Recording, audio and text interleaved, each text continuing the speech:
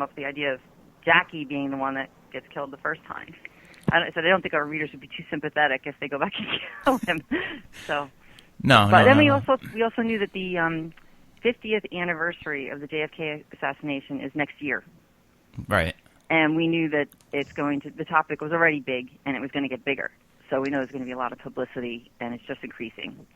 Now, hey, did you guys find that? I believe that a lot of the Kennedy assassination stuff is still sealed. Is that with the FOIA and stuff like that? You still can't get a lot of information. Is that true? We've been talking with people about that. There are definitely documents that are being withheld. I don't know what they are. Right. I'm not really sure why they're being withheld. I think in 2017, some of them are going to come out. And there is a lot of controversy about that. But the truth is there are vast, vast volumes of information out there already. So I'm not sure what it is that's being held back. I mean, the Warren Commission, the good stuff. They have tons of documents, everything Oswald ever wrote. I mean, they've got scraps of paper, old envelopes with notes written on them. They interviewed hundreds of people. So there's a lot of information out there already. So whatever it is that's not out yet, I can't even imagine what it might be.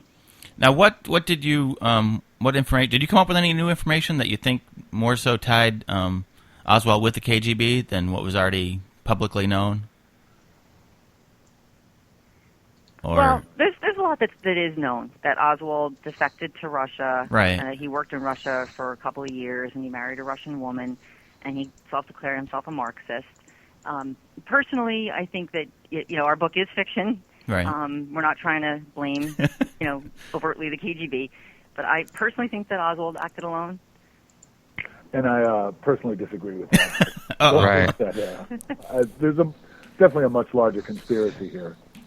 Now, you also, there's some, you kind of implied maybe Johnson and Nixon were somewhat involved in it, or had some prior knowledge. Lenny is confirmed that Johnson did kill him, maybe personally. Well, heck yeah! I mean, that new Johnson, that big volume, I think it's the second volume of that big Johnson biography is out, and it just talks about the total animosity and hatred between those two, between the whole Kennedy family and Johnson. I mean, he hated because he went from being a big time Southern senator to 1960s Joe Biden kind of guy. So he went too cool with that, So. Yeah, he's definitely a prime suspect. He had the most to gain. Oh, yeah. He becomes president, and you're right. Before being vice president, he was the big man in the Senate. And upon being vice president, Kennedy really kind of shut him out of a lot of decision making and stuff. Mm-hmm. He was definitely on the sidelines, just really, president of the Senate. So he just hung around and really had no vote, had no say. Nobody cared what he said. I mean, he was not happy about that at all. It seemed like John Kennedy gave a lot more power to his brother Robert, who was the Attorney General, and he was more of the inner circle and confidant. Yeah. Right. And then you also had some. Now, some people think, Lenny for one, thinks that Jack Ruby was involved and was actually just took out Oswald to shut him up and make sure nothing else leaked out of it. But in the story, Ruby's actually kind of didn't know what was going on, and then when he found out, was so enraged. So enraged, yeah. Obviously, tried to stop it himself. Well, Ruby was for sure a hothead. Right. He had been arrested a few times in Dallas for pistol whipping people and throwing people out of his. He sounds like a really nice guy. Well, who hasn't? Well, who hasn't, right? One of his early nicknames was Sparky because he would fly off the handle. And he was sort of the perfect guy. I mean, he didn't take a lot of prodding to go out and kill Oswald. He was a big fan of Kennedy, and he had voted for Kennedy, and he kept saying in the days before to his sister and the women who worked in his club, the strippers, that this SOB shot my president. And it was just really. It didn't take much for him to go off the handle and go kill Oswald. Yeah, that's. Do you think? I'm thinking today, and because of today's, kind of like a pit bull, I got in the direction. I'm sorry, Lenny, you broke up on that. Go ahead. Say that again. Lenny? Lenny's having phone trouble. I was going to say, okay. I was going to say is in today's, you think? I'm still here. Okay. Today's society, there's less.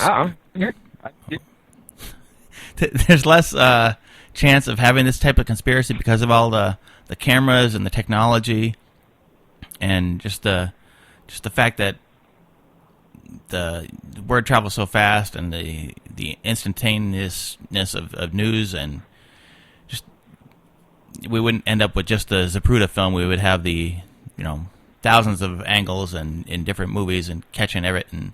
The thought of it. Oh yeah, if someone were to try today, there would be dozens of. Yeah, they would never. He wouldn't have gotten out of that room probably. Never mind, escaping it out and ditching the gun and. Yeah, he would have gotten nowhere. But no, I think you're 100% wrong. Oh, okay. Let's hear it, Lenny. Or not? I think you're wrong. I think you're wrong. Look at Oklahoma City. There's nothing there. But Oklahoma City, they left a bomb and walked away. I'm still here.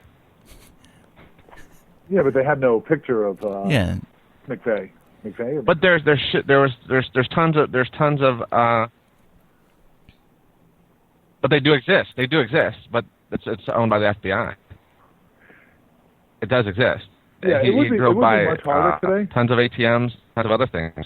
And Pentagon too for the. I think the conspiracy theories would be different because some of the conspiracy theories that we have today revolve around shadowy figures in, Polaroid pictures that were taken during the assassination. And my argument is just because someone is blurry doesn't mean they're make guilty. them guilty. Exactly. They just had a bad photograph, So I think that would have helped if you could have seen some of the spectators. Yeah, exactly. But remember too, they don't never let the president out in the open like that anymore. Yeah, that would obviously never happen because he probably would be picked off again. Probably Obama more so than in any of the previous recent presidents. Yeah, but Dealey Plaza would be. It was the perfect place. It was the end of the parade route, so there were much fewer spectators. Right. Earlier in the parade route, it was 6 and 7 people deep. Out in Dealey Plaza, there were gaps in between the people standing on the sidewalk and stuff. Especially down where the shots actually hit him, there were maybe only 10 or 15 people in the immediate vicinity. Right. Now, it's been, they pretty much come up with the end answer is that Oswald acted alone. And in the book, it implied that Oswald was not bright enough to do anything on his own, and there's been several tries by different shows and different organizations to actually pull off the shots and get them off, and the 3 shots off that rapidly. And most people say it couldn't be done. How do you think he actually did? How was he able to pull it off by himself? If it was just him orchestrating this whole thing, it seemed like a genius, the work of a genius, a mad genius. It depends what you think. He was a marksman. He was, in the military previously, and I've seen demonstrations where people can get off those many shots in that amount of time. I've also heard other people saying it's completely impossible, but I've seen it done. And he was kind of mental, and he wanted to be remembered. He wanted notoriety, and he brought his rifle to work, and he shot out the window, and he got a couple of good shots out there, and he killed the president. And therein lies the problem, that people do not want to believe that a human zero and a person who really wasn't that bright, well, he had some smarts, but he was a little bit mental, could take out the president. It's too easy. And there's a lot of the controversy obviously stems from the back and to the left. The president's head moved back with the fatal headshot. So a lot of people want to believe that there was a shot fired from front. And if you buy into that, then you have to buy into a conspiracy theory. If you take what a lot of the experts say, and that a head can go to the back even when shot from the back, then you can believe it was Oswald acting alone. It was pretty simple. He took his gun, he shot the president, and then he left work. Right, and I think that's probably where, like you said, where people don't want to believe it is that nobody pulled this off and almost got away with it. Right. And then the fact that he was killed 2 days later just totally Yeah, adds that doesn't fuel to help. the fire. Exactly. Because everyone says that he was silenced. I would argue, why wait 2 days then? Oswald Yeah. was walking around Dallas for a while. If that was really Ruby's assignment, he kind of failed on that. He should have done it sooner. But the part about Oswald not really being smart enough, that was a lot of my influence. Right. Because I really don't think this guy had Well, he doesn't. He's I a don't think- Marine. pull it off. He's a Marine. Yeah, I don't think he's ever come off as a genius or a big thinker. right, No, that's no. where you get into. That's where you buy into the patsy theory. Right. Right. Just Well, a pawn. I mean, are you guys familiar with the CIA term of sheep dipping? It's what I believe was done with Timothy McVeigh, where you're basically you're almost given a new identity. You're like taken off the map. They find the right guy. They give him the right tools, and he's basically unplugged out of society, given all this training, then replugged, and as this not Manchurian candidate. Well, yeah, Manchurian candidate essentially, and it's a. Are you guys familiar with that term, sheep dipping? Yeah, that you don't need to give him specific instructions. Just Right. set him up and send him on his way, and he'll Right. do something that you're looking for. Yep. Yeah. Yeah, well, they had plenty of opportunity with Oswald. I mean, he was in the Marine Corps, right? He volunteered. But a lot of people think because you're in the military that you're this great marksman or something, and that's really not the case for most people. No, but he did. He did achieve that. He did qualify. He did qualify marksman. Right. Qualified marksman, right. And then the guy defects, leaves the United States, renounces his citizenship, and goes and lives in the Soviet Union during the height of the Cold War for that is 2 true. years. He gets a great job. He gets a stipend. He's paid more than. He's just a worker in a factory, in a radio factory, Mhm. and he's paid more than the director of the factory. Right, because he gets additional money from the allegedly from the Red Cross. But wouldn't that be the obvious person? I mean, if you're coming back, if you've defected to the Soviet Union and you come back, don't you think the Soviets would think, wow, they're probably going to really keep an eye on this guy? This would not be the one we choose to pull this off? Yeah, but in theory, the FBI really didn't keep a close tabs on him. I mean, they interviewed his wife. They spoke to very few people about him, and his file was just buried. Mm-hmm. They really didn't. I mean, They didn't raise any red flags when the president came to town. no, he wasn't on the watch Probably list. should have. Well, They probably should have. And Dallas was a place that you really should have kept an eye on. I mean, when the ambassador to the UN, Adelaide Stevenson, went there, he was spit on, and they hit him with signs and stuff.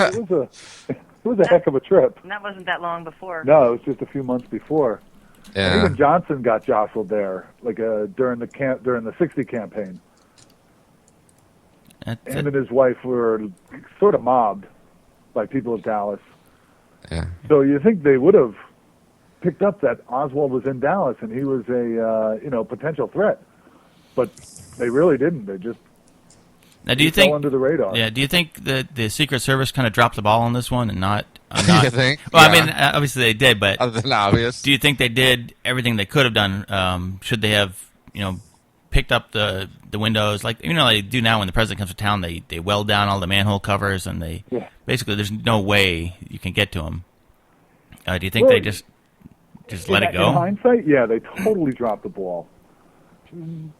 I mean, the fact that all they the weren't Secret even Service riding was on, they weren't even riding on the car with him. They were just kind of jogging Right. beside it and. But I mean, he was an open target.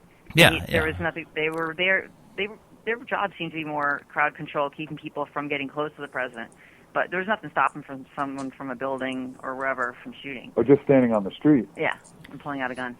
Which is They figure if he wasn't in the movie theater, he's probably relatively safe, right? Yeah. yeah, which is it just kind of blows your mind today thinking about it. How difficult it is to get to the president today, and how easy it was there with just driving through the streets of Dallas. Well, even after that, though, when Reagan was shot on New York, you would have thought they would have taken more precaution then, but the guy Hinckley just walked right up to him and started shooting. Right, and there was an attempt on Ford as well. Right. Squeaky True. Farm. Squeaky Farm.